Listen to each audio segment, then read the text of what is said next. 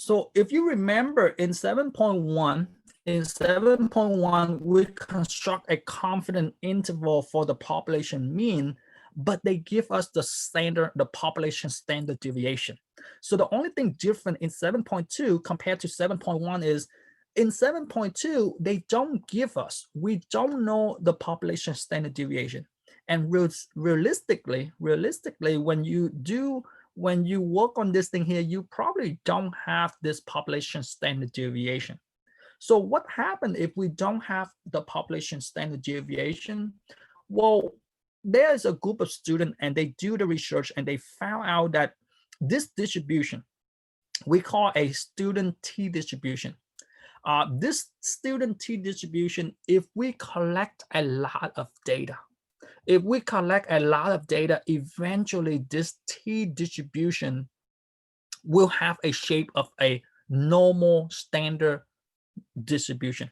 Meaning, if we have a lot of data, we collect a lot of information, or the sample size is big, the bigger the sample size, this bell-shaped curve or this T distribution will become that eventually that bell-shaped curve, or very close. Okay, and that's what the main thing in 7.2 versus 7.1. In 7.2, they don't give us, or we don't know this item right here, ladies and gentlemen. They don't give us the sigma, or we don't know the population standard deviation. The only thing they give us is the sample standard deviation. And to do this thing here, we need to convert, instead of the Z critical value, we need to convert to the T critical value. And to find the T critical value, this is what you guys need. The most important thing you need for the T critical value is you need the degree of freedom. So how do we find the degree of freedom? Well, the degree of freedom is 1 less than the sample size. So whatever the sample size is, if the sample size that you collect is 25, the degree of freedom will be 24. We'll take 25 minus 1. Okay, so again, that's the one thing we need, is the degree of freedom. And the second thing we need is we need the level of confidence. So they will always ask you, or they will give you the level of confidence. Let's take a look at a T distribution in detail. As I mentioned before, the T distribution is this, is as you can see, the smaller the degree of freedom, the smaller the bell-shaped curve we have. Eventually, if we take the degree of freedom, if we have a lot of sample size, as you can see, the bell-shaped curve, or the curve that we have, will eventually become that bell-shaped curve. Okay, so that's what we have in terms that, again, they took the research and they found that this distribution have the same criteria or have the same shape at the standard normal distribution curve, the bell-shaped curve that we've been working with. Okay, so we will kind of estimate this item here. It will be very close to the actual standard deviation curve, so we can use it. Okay, so looking at this thing here, let's see how would we find the T critical value. Okay, so again, that's what we have on this figure. They say is very close to that normal distribution curve. So the first thing we want to do is, now we want to find a critical value. And the critical value in this case, as you will see, we will use in this table appendix A3. And this is our critical value that we have. So if you look at this item here, if you look at this table, this is the same table will be provided to you on the final exam. This will be the same table that is provided to you guys on your homework, on your quizzes, on your tests. If you click on table, you will see that table 8.3, which is your critical value for the T distribution. Before we take a look at the T distribution, let's take a look at the bottom of this table. So I did not mention this last time. I did not mention this. I did not show you this actual table, but this is, if you remember in 7.1, and I asked you to find a Z critical value, and I told you that there is a common Z critical value. This is where I extracted from. If in 7.1, if they ask you what is the critical value for a 95% confident interval, well, this is the 95%, and the Z critical value that we have in 7.1 is the 1.96, right?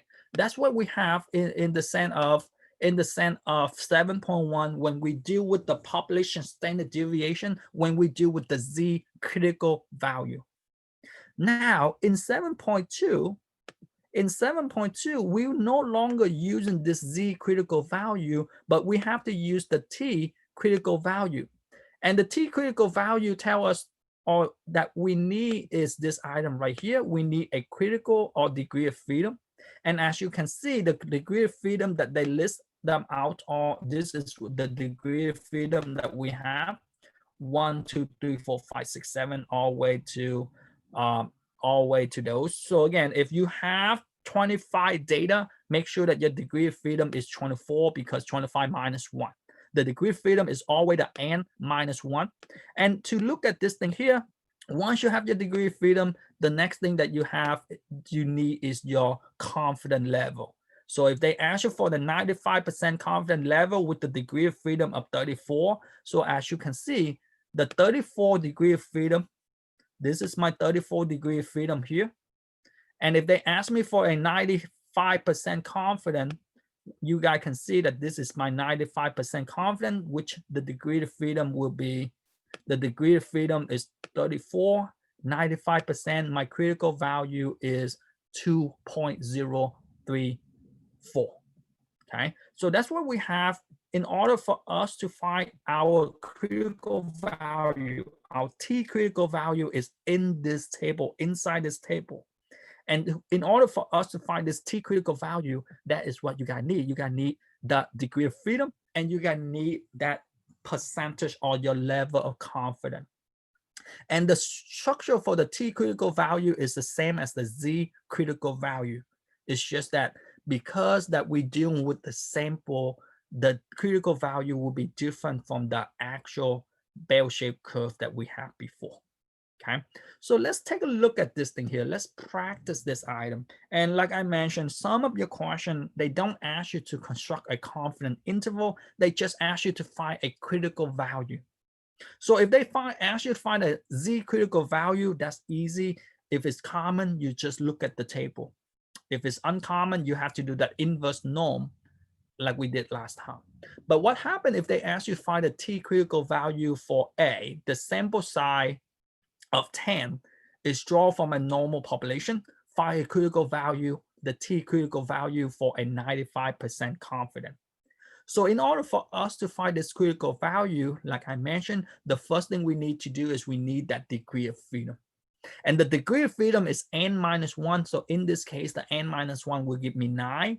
And the degree of freedom is 9, and we're looking for a 95% confidence. So if you look at this table, if you click on the table, if you look at this table, and again, let me zoom out a little bit so that you guys can see the whole table. So this is what we have is we know that the degree of freedom is 9 because 10 minus 1. So the degree of freedom is 9. So this is what the row that I'm looking for. So my row is 9. That's my degree of freedom. And because they asked me for the 95%, everybody see that they asked me for the 95%. So I'm looking for this thing here. Where does the column and the row intersect? And as you can see, the column and row, they intersect at this item right here. This item, the 9 degree of freedom and the 95%.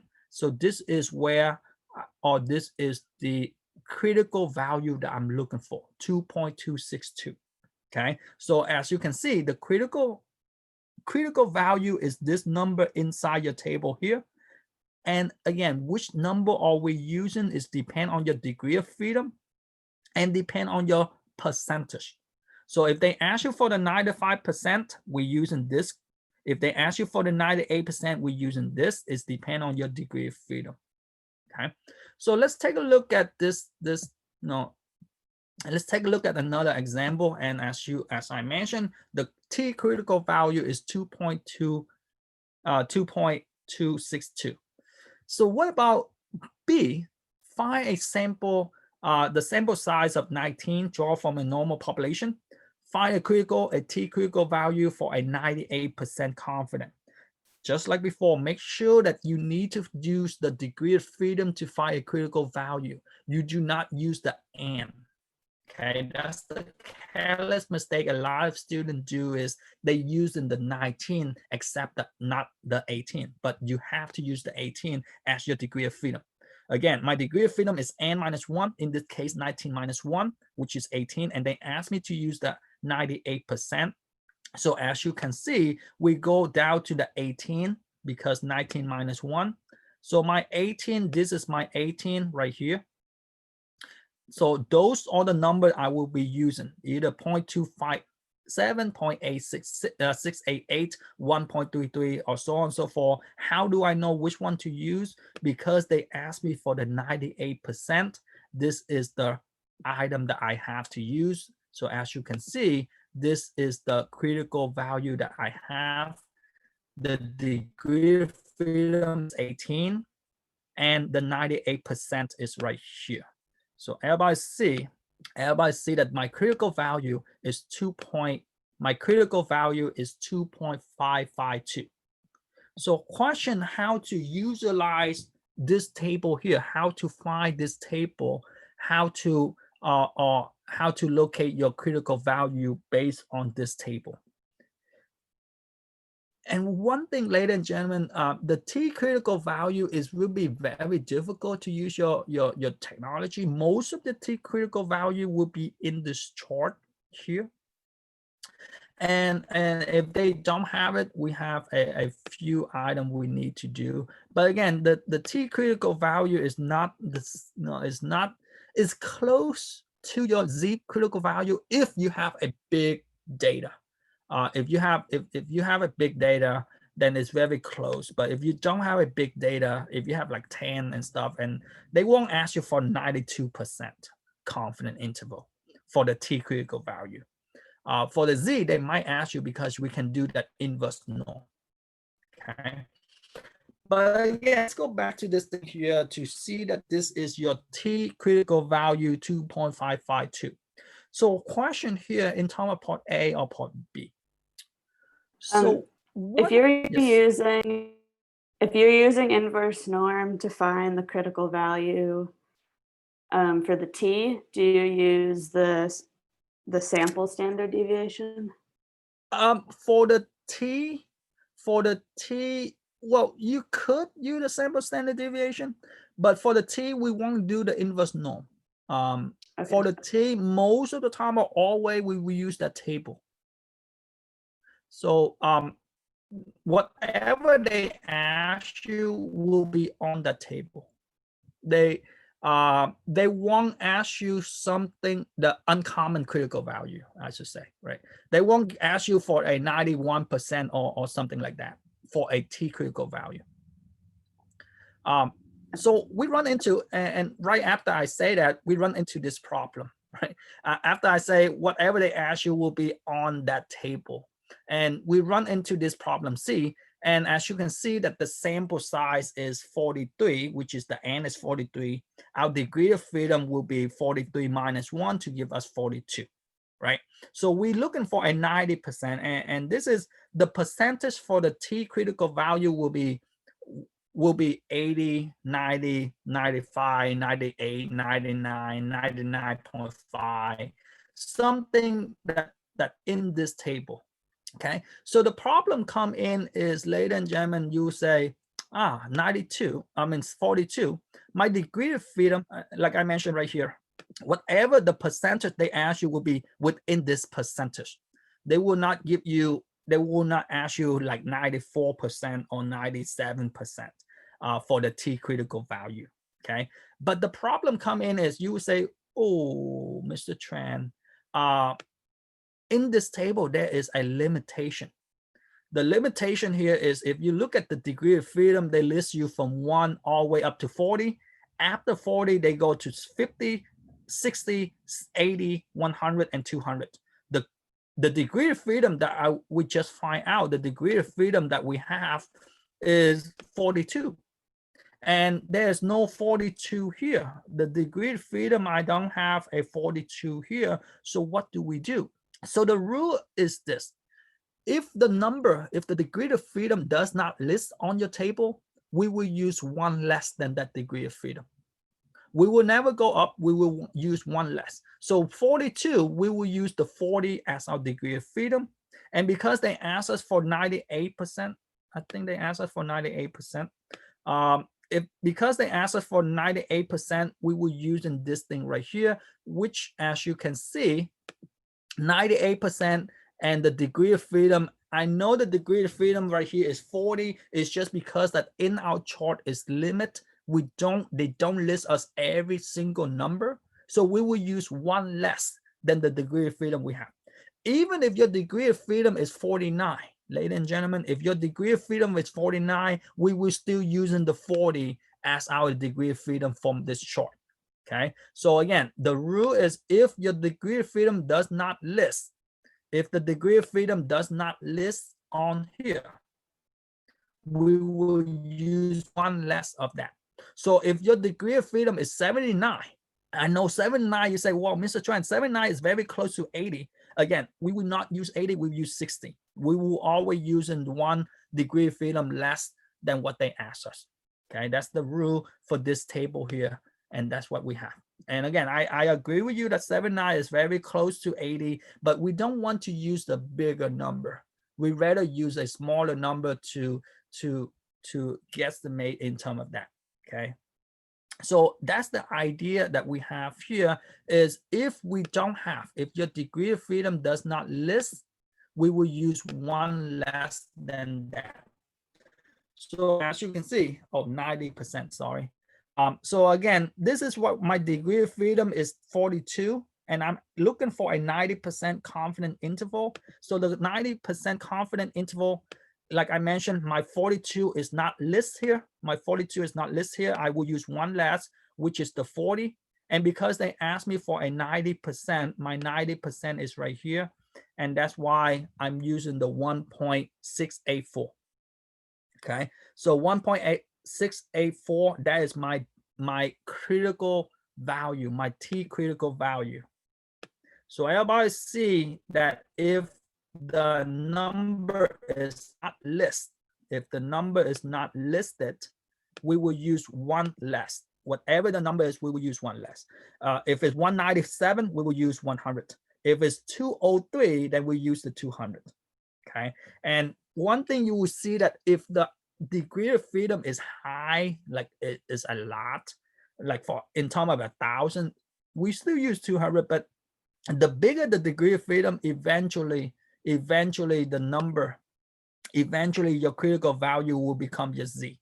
As you can see right here, is very close, right? 200, meaning if you have 200 sample size, your degree of freedom is 200.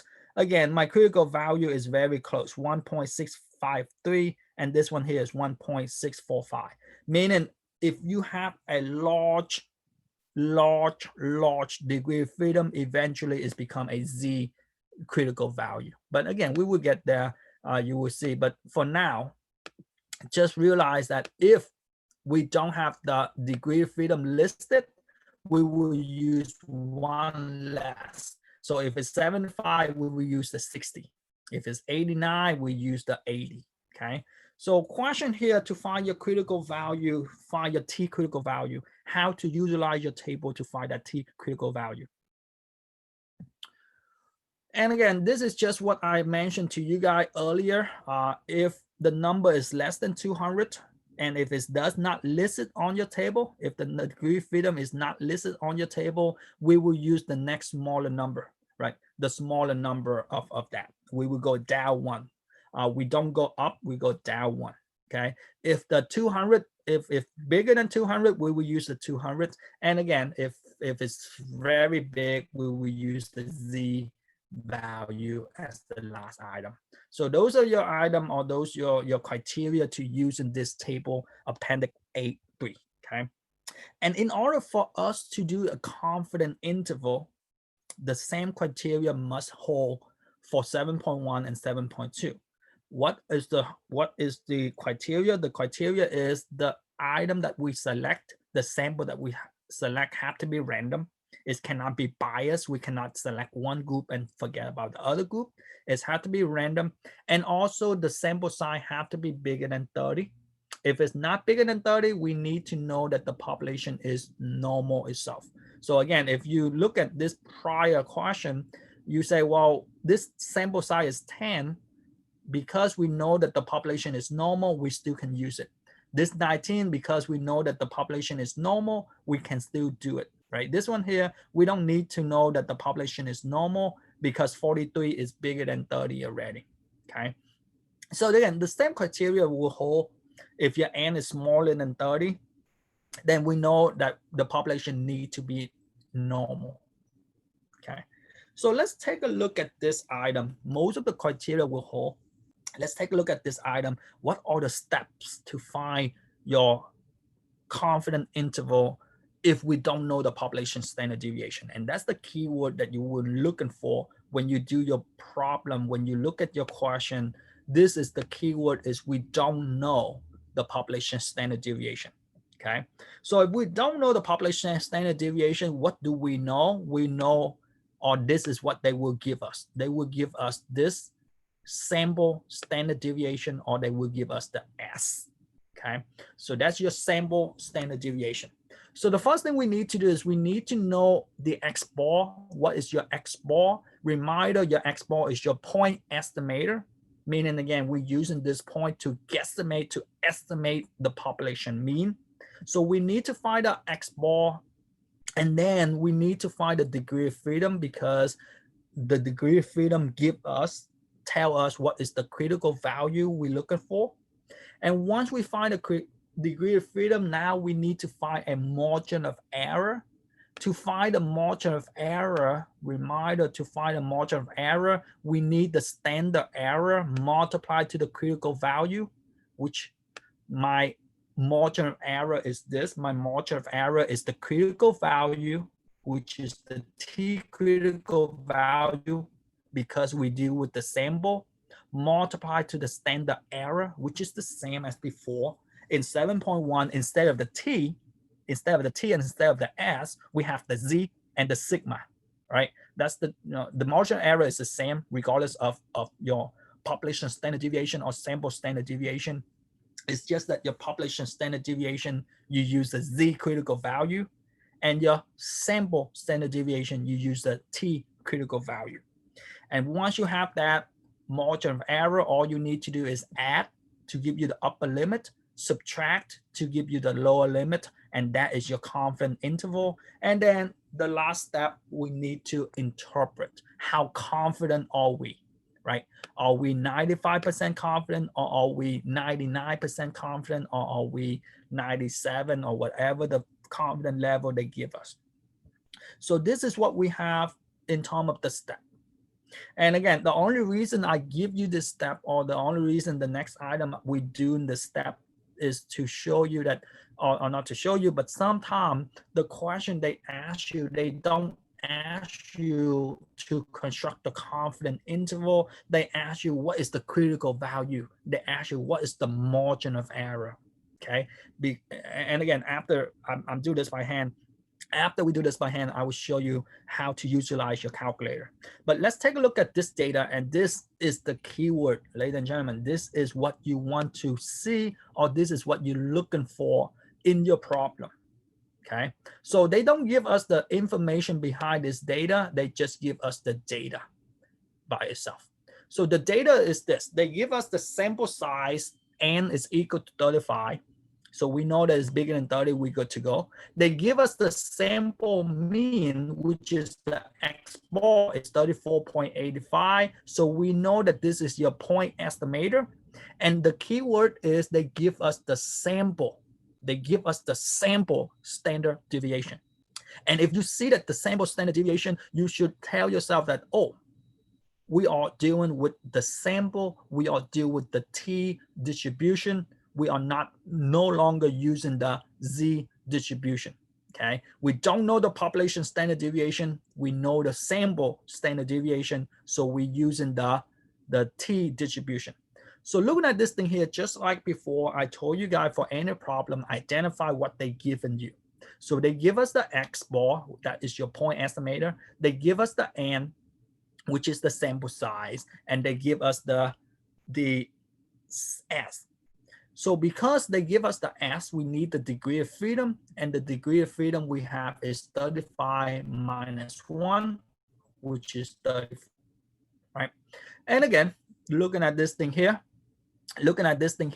what do we need to do? Well, if we know the degree of freedom and they ask us to construct, this is what they asked me to do. They asked me to construct 98% confident interval. So because they asked us to construct a 98% confident interval, we know that we need a critical value, and the critical value for this is, so we know the degree of freedom is 34. The degree of freedom is 34. So why is 34? Because 35 minus 1. So this is my degree of freedom is 34. And they asked me to construct a 98% confident interval. So 98% confident interval. So if you saw earlier, the T critical value is 2.441. If you see that I click faster than I go over, this is my critical value. The T critical value is 2.441. As you can see, my degree of freedom is on this side. The percentage that we're looking for is down here. And this is the T critical value. Question on how do I find my T critical value here, ladies and gentlemen? You need the degree of freedom and you need the percentage. Once you find your T critical value, this is what you need to do is you need to have this standard error. And the standard error, just like before, we need to take the standard deviation divided by square root of n. It's just that now we are deal with the sample standard deviation. So 17.9 divided by square root of 35 to give you 3.025652232. Once you find the standard error, we need to find the margin of error. And the margin of error is the T critical value, because we deal with the sample, T critical value times the standard error. And if you multiply that, you have 7.38 to be in short. Positive and negative, why is positive and negative? It's just basically tell you that if you subtract this 7.38 to your mean, your sample mean, your point estimator, you will get a smaller endpoint. If you add this, you will get the upper endpoint. You need a smaller unit and you need the upper unit. So to find this interval, right? All of this preliminary just so that we can find this interval. To find this interval, we need to take X bar, which is your point estimator, minus the margin of error, which 34.85 minus 7.38 to be in short. And you need to take 34.85 plus 7.38. And if you do that, this is your confident interval. Your confident interval is 27.46 and 42.24. You add to get your upper, you subtract to give you a smaller. So again, based on this thing here, basically we say that we estimate that the population mean will be between 27 and 42 to be in short. Okay, we don't know what the data is. The data can be the weight of the 1-year-old baby boy, the weight or the height or whatever the data is. We know that the population, based on this information, the population mean will fall between these two units. Okay, so if you look at this thing here, well, first of all, question would how to find the standard error, how to find the margin of error, or how to find the critical value, the T critical value here. Because the confident interval, as you can see, if you can see, I'm clicking on the wrong one. If you can see, your calculator can help you out, right? Your calculator can help you out with this item here. So if you remember to access your calculator, so this is my calculator here. To access my calculator, let me move it down a little bit. To access your calculator, how can we utilize the feature in our calculator, same as before, you click on stat and you scroll over to test. And if you remember in 7.1, we use the Z interval. Again, why or when are we using the Z interval? When they give us the population standard deviation. Now in 7.2, we will use the T interval. Why are we using the T interval? Because they give us the sample standard deviation. And that is the keyword, the sample standard deviation. If they give us the sample standard deviation, we use the T interval, and the T interval is your option number 8. Or as you can see right here, the T interval. And if you click on the T interval, just like before, make sure that your stat item is highlighted. And now everybody see that they ask us for the X bar, which is your point estimator. So in this problem, my point estimator is 34.85. They asked me for my sample standard deviation, and my sample standard deviation is 17.9.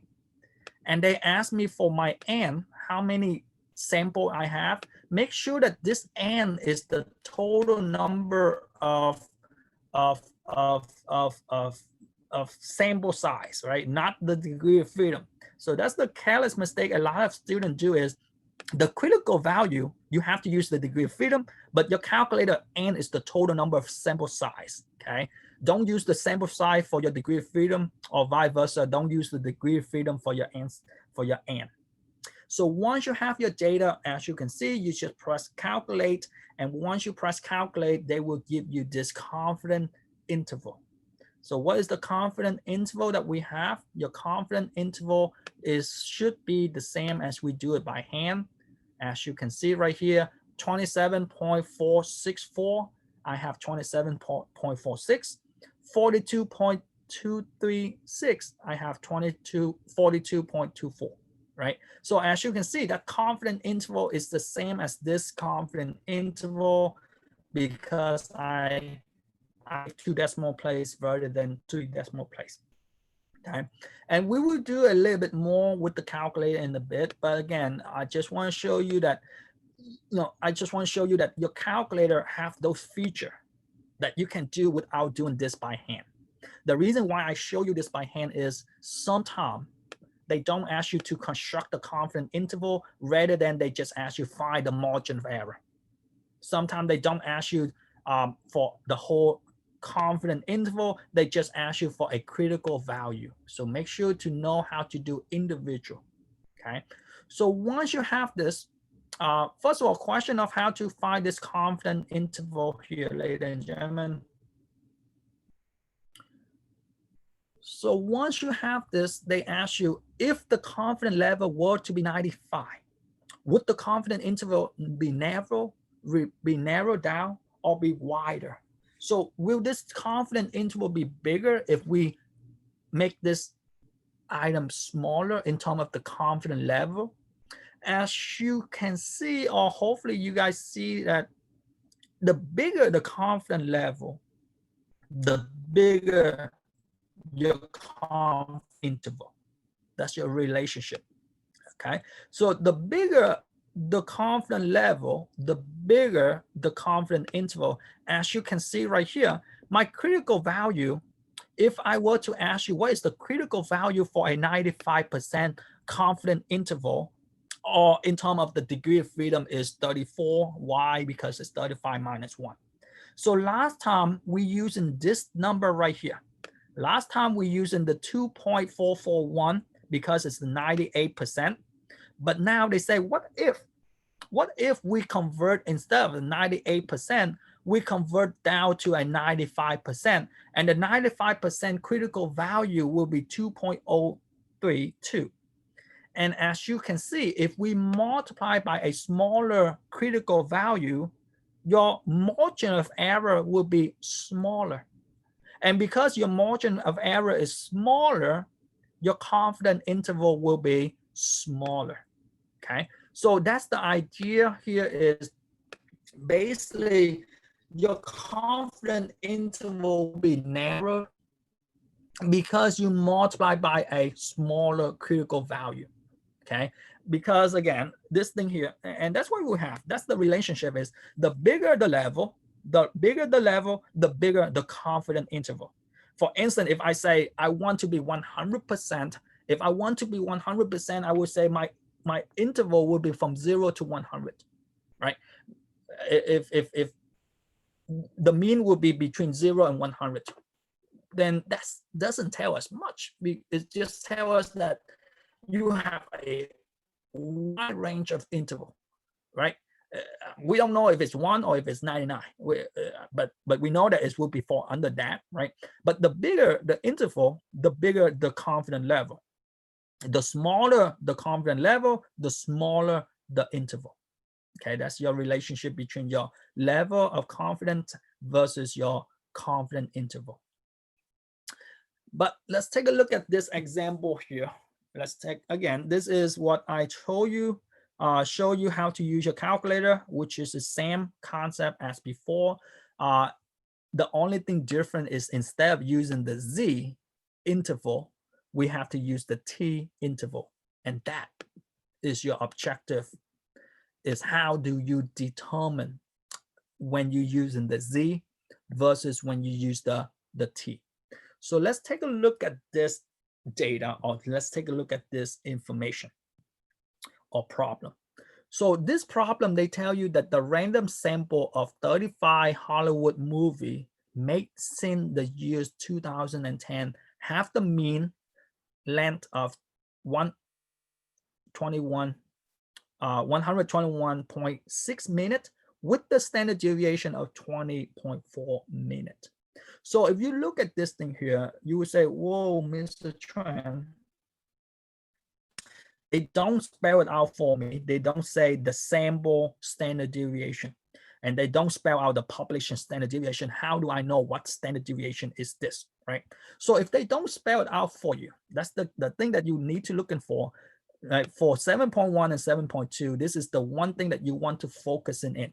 You have to ask yourself, is this standard deviation, is this a population standard deviation, or is this the sample standard deviation? And if you can figure that out, you are 95% done with the problem. The hardest thing is to figure this thing out. So most of the time, if they don't spell it out for you guys, this standard deviation is the sample standard deviation. Whenever they give you the population standard deviation, they will always tell you that population with the population standard deviation. If they don't say with the population standard deviation, they will give you the sigma, right? The sigma, the notation for population standard deviation.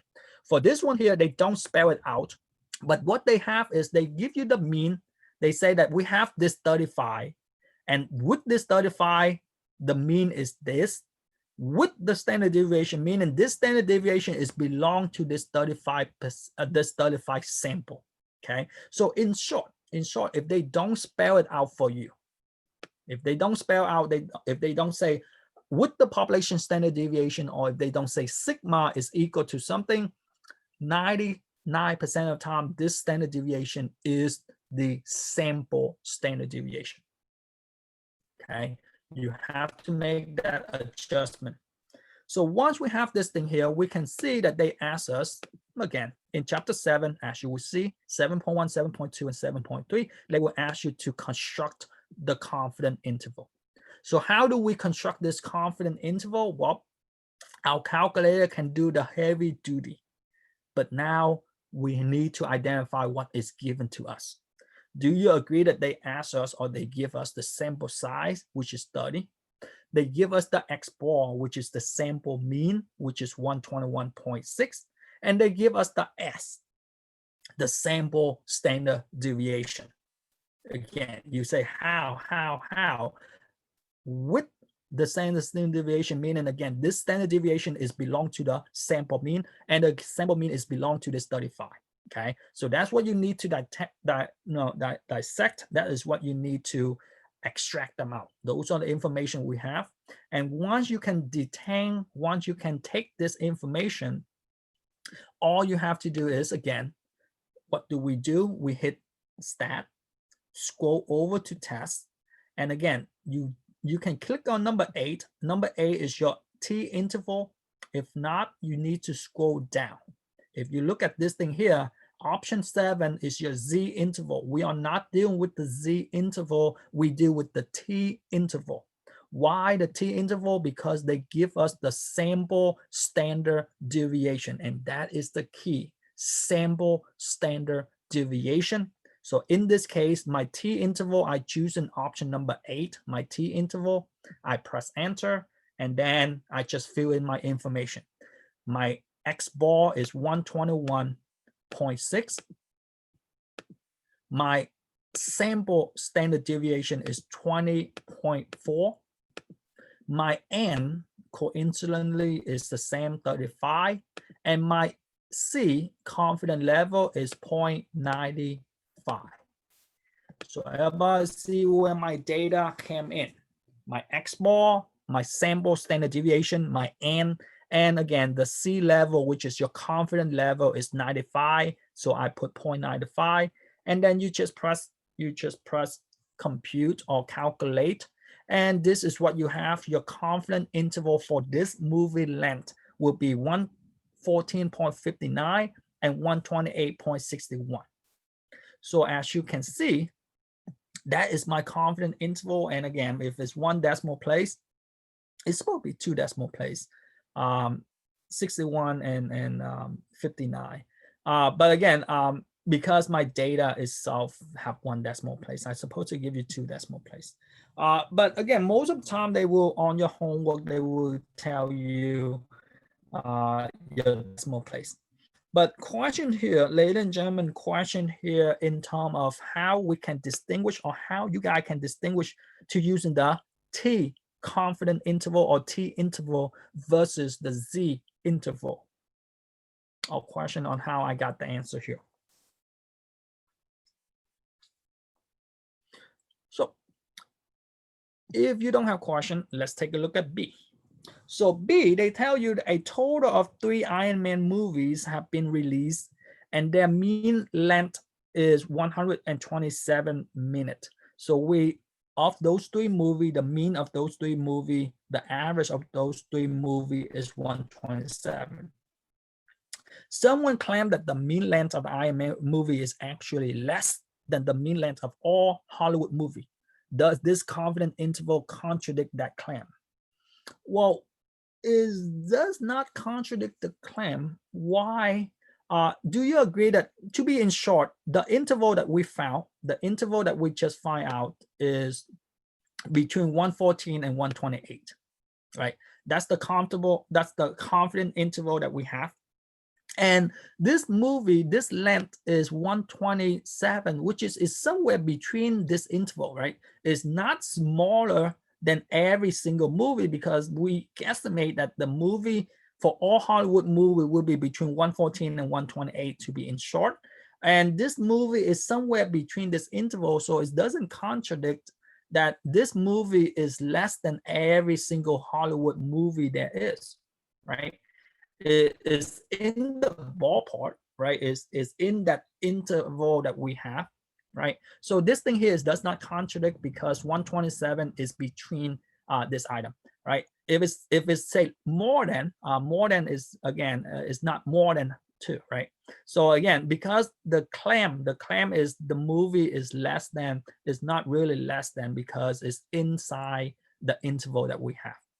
Okay, so again, this is just analyze the data that you have and analyze the question that they ask you, right? Because the movie is in between the interval, it does not contradict that it's less than, right? So again, that's what we have. We don't know what every single Hollywood movie from the years 2010 and beyond, like until now, we don't know the average, but we know that whatever the average of that is between 114 and 128. And now this thing here is not less than that. It's in that ballpark. Okay, it's based on the description we have. So question here with example 3. Let's try another one, and let's show you, looking at this thing here. Again, Looking at this example 4, they give you this item here. The General Social Survey recently asked 1,972 adults. Again, that 1,972 adult is just sample size, not the years. Okay, so the number of adult, which is 1,972, ask them how many years of education did they have, right? The sample mean is 13.37 years with the standard deviation, meaning again, the sample mean along with the sample mean, the sample standard deviation. Again, they don't spell it out to you guys, but again, this is what you have to see, that the sample mean is this.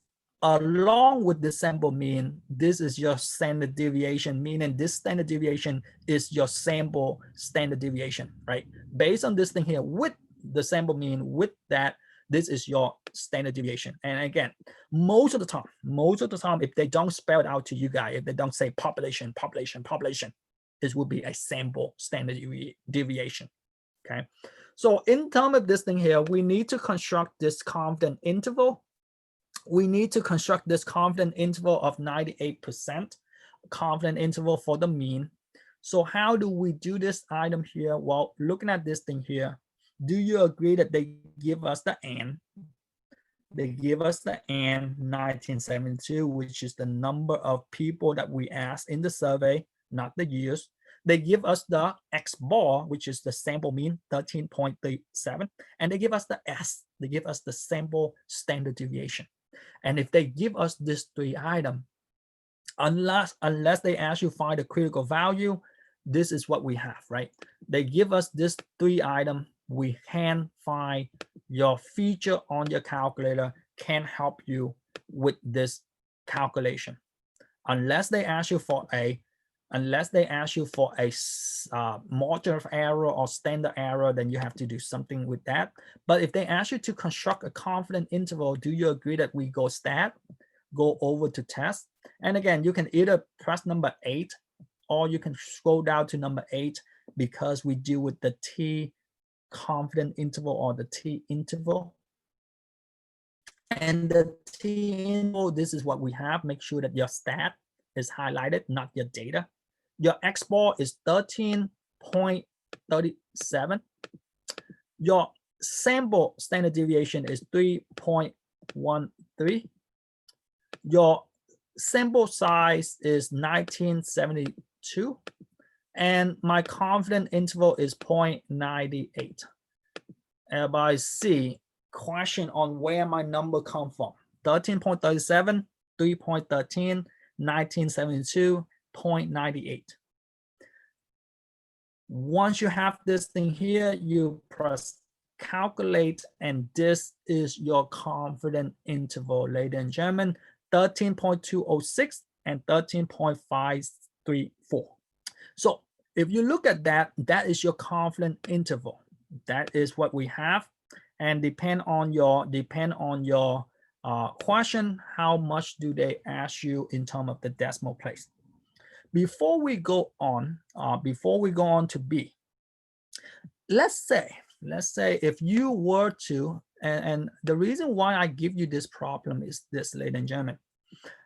If you look at this sample size, 1972, which is the sample size is humongous, right?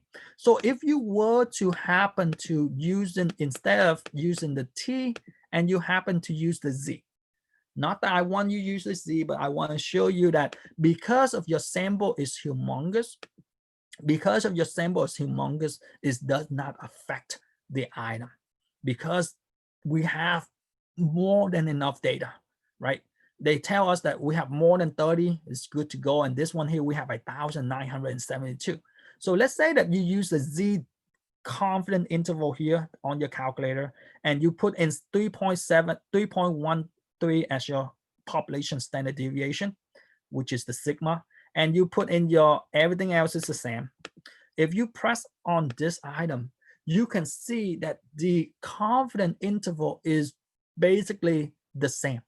If you look at this thing here and you look at the T, this thing here is exactly the same output as what you have. The reason is like I mentioned in the beginning, is the more data we collect,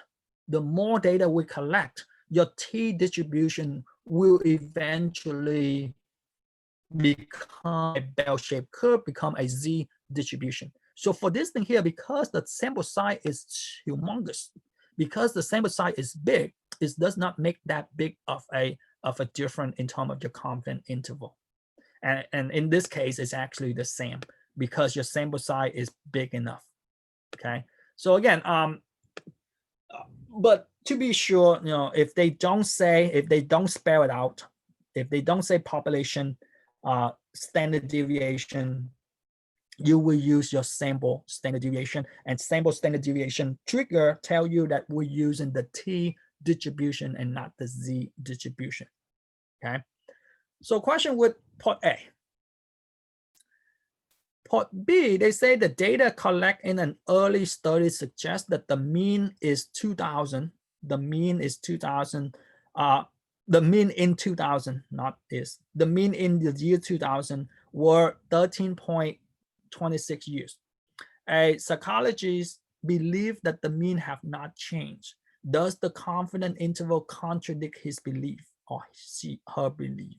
So looking at this item here, do you agree that this 13.26 is somewhere in this interval, right?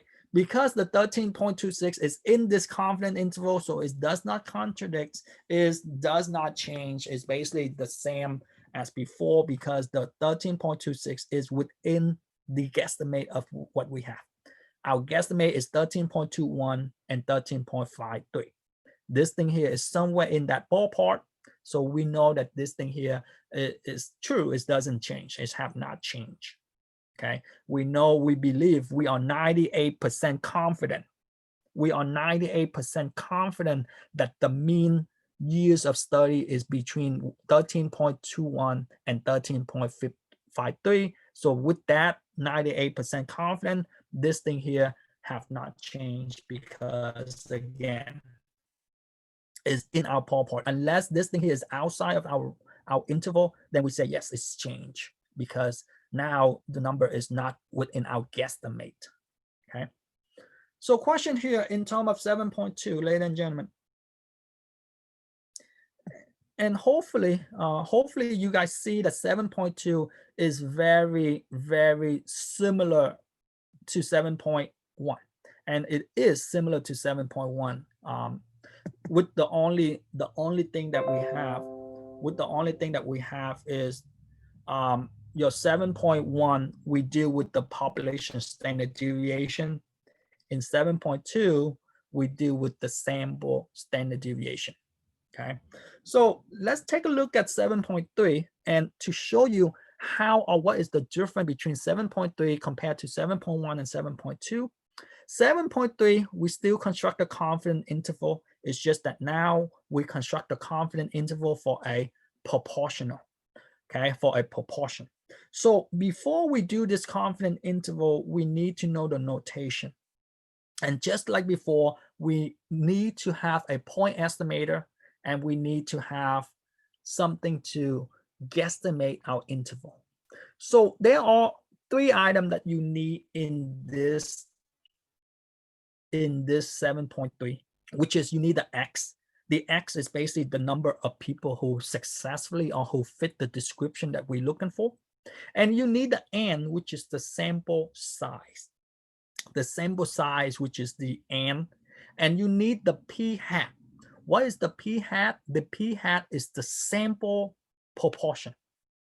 So the sample proportion and the P hat, ladies and gentlemen, the P hat is basically the point estimator for your proportion. So again, the difference between this thing here is we try to guesstimate, we try to predict the proportion of the population. This is what we want to predict. We want to predict the P, we want to predict the population proportion.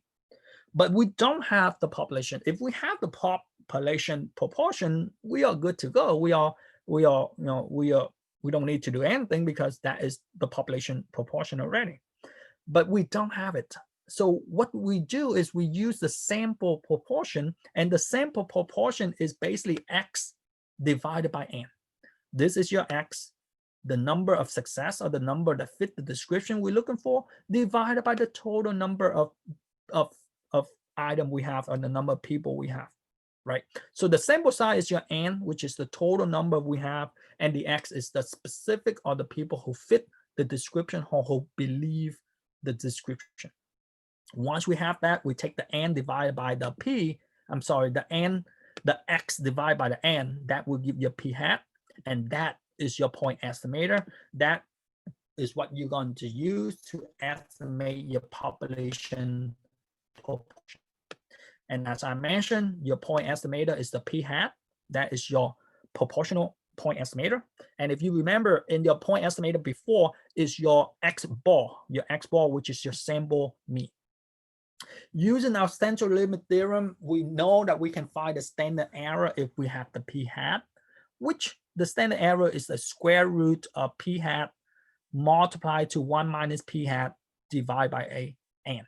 So all of this thing here is together under the square root.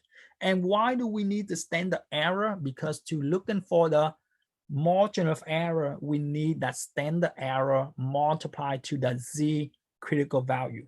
So we go back to 7.3, we go back to this z critical value.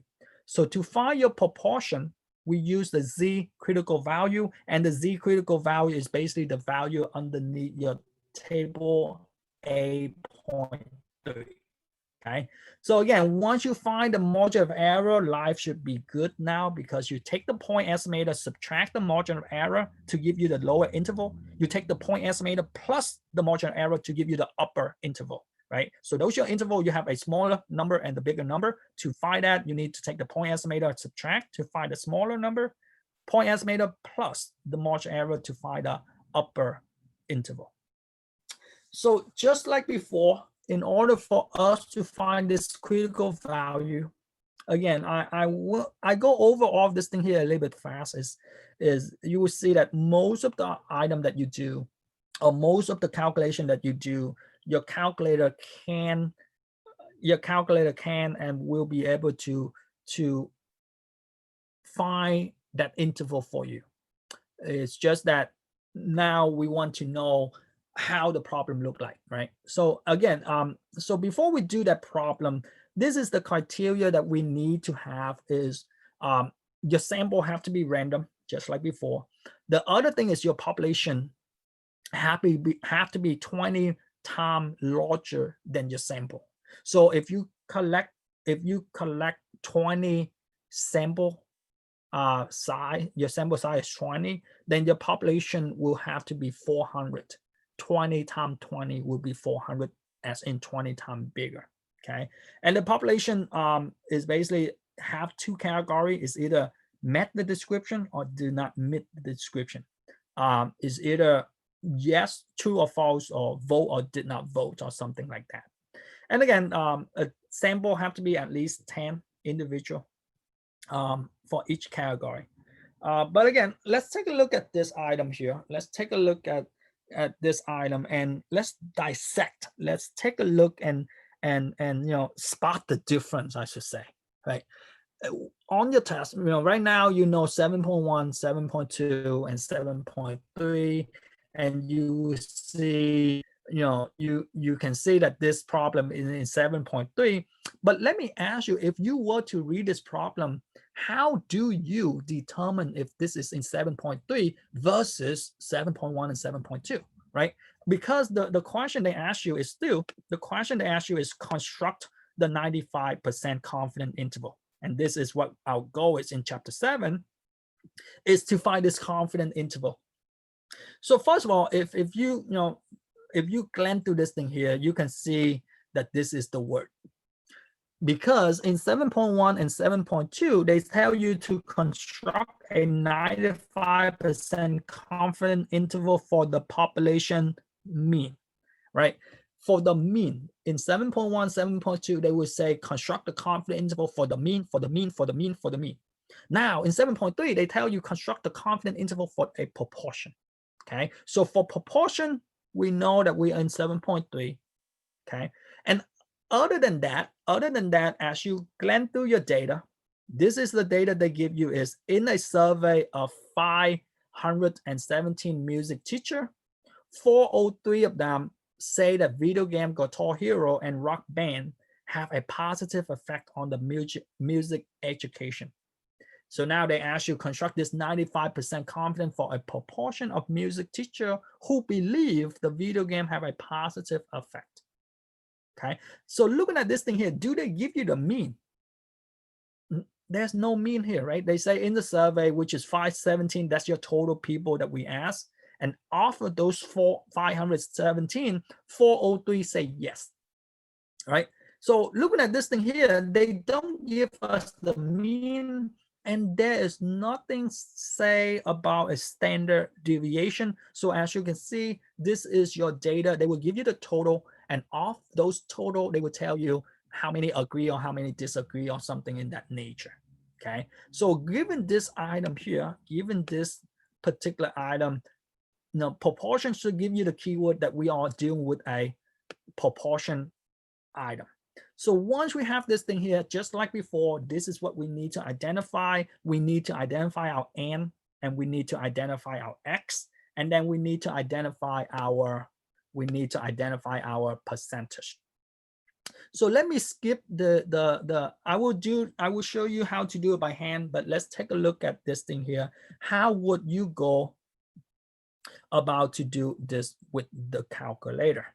So if you look at this item, and this is your calculator here. And like I mentioned, when you look at the data, when you look at this data, they only give you the n and they only give you the x, and that is what you need. You need an n and you need an x. So how do we use our calculator to utilize our feature in our calculator? Same idea go, you hit stat and you go to test. And again, 7.2 and chapter 7 and chapter 8, you only use test, right? Hit stat, scroll over to test, just like before. 7.1, we use option number 7. 7.2, we use option number 8. And 7.3, you go all the way down to option A. As you can see right here, this right here, one proportional in Z interval. That is what we want to use for our 7.3. We will use one proportional Z interval. Okay, so again, 7.1, we're using the Z interval. 7.2, we're using the T interval. Because what is the difference between the Z versus the T? One of them, they give you the population standard deviation, which is Z interval. One of them, they give you the sample standard deviation, which is the T interval. Now, why are we using one proportional? Because they ask you to find a proportional. They ask you to construct the confidence for a proportional. So proportional, we have to use one proportional Z interval. We will never use the two proportional Z interval because we don't have two different data. We only have one data, which is in this case, the teacher that we have. So in this item, once you select one proportional Z, as you can see, this is all they ask you. They ask you for the X, and in this case, everybody see the X is the people who believe they have a positive item. And they ask you for the N, and again, the N is the total item that you have. And they ask you for the confidence interval. In this case, we have a 95% confidence interval. So again, one thing I want to point out to you guys is if you have two numbers, and most of the time you will have two numbers, and if you have two numbers, the bigger number will always be the total, because there's no way you can have 517 from the group of 403. Okay, so if you have two numbers, the X will always be smaller than the N. So once you click this thing here,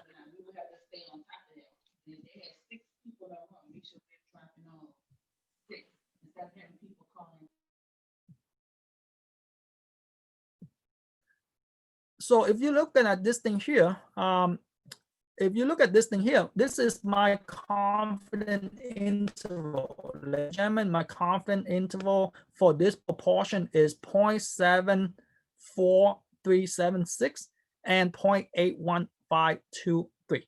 So looking at this item, everybody see how we got that confidence interval, how to utilize your calculator to find this confidence interval. So if you look at this thing here, and again, the only reason I do this problem by hand, not by hand, but to show you the step is, if they were to ask you the point estimator, to find the point estimator, you need to take the 403 divided by 517. That is your point estimator, which is the x divided by the n. And they might ask you for the standard error. The standard error is the square root of the p hat, which is, this is what we find, the p hat, 0.7794970986. We take that, multiply to 1 minus p hat, which is 1 minus 0.7794, divided by the n. So this is your standard error. And once we have the standard error, remember we need to find a margin of error. To find a margin of error, we need this critical value. How do we find a critical value? Reminder, we go back to the z, and the z is the last column in your table, or the last row in your table. And again, this is my z confidence interval, or my z critical value. And my z critical value for a 95% confidence is 1.96. So once I have that, to find my margin of error is 1.96 multiplied to the standard error. And this is what I have, is 0.03573759. Once I have this thing here, what do I need to do? I need to take this point estimator, 0.779497 minus the margin of error, and add the margin of error to find my lower number and my upper number. So if you saw your calculator, that's what we did, right? If you look at your calculator, that is my confidence interval, 0.744, right? Because we round up, 0.815, that's what we have here. So again, question here in terms of how to use your calculator, or if they were to ask you for individual, how to find that. So let's take a look at one more problem. I know I'm short in time.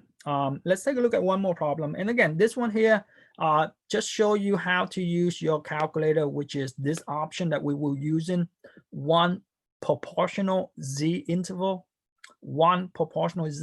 instead of the z or the t interval by itself. Because we deal with proportional, we use one proportional z. So let's take a look at this problem, right?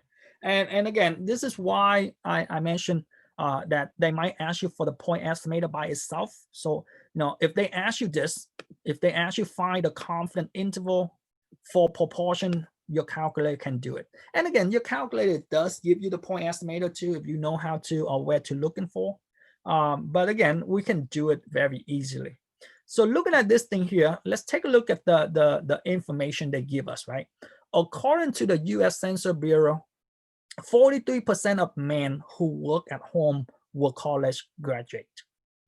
In the sample of 500 women who work at home, 162 were college graduate.